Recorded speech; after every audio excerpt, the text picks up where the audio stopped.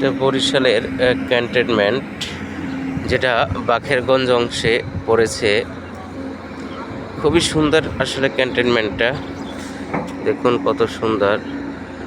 কুয়াশার কারণে অনেক কিছু দেখা যাইতেছে না। দেখুন আসলে খুবই সুন্দর। এখানে বেকু দিয়ে মাটি কাটা হইতেছে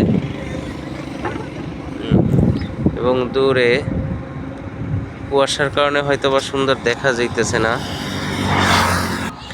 ক্যান্টনমেন্টটা আসলেই খুব সুন্দর করছে এবং দেখার মতন।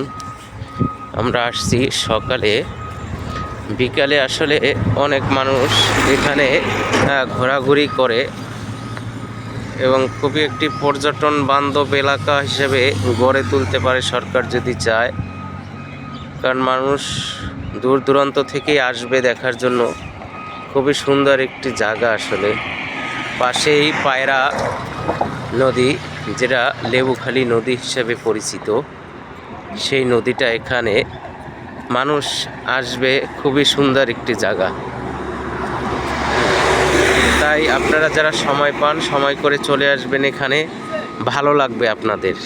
ভালো থাকবেন।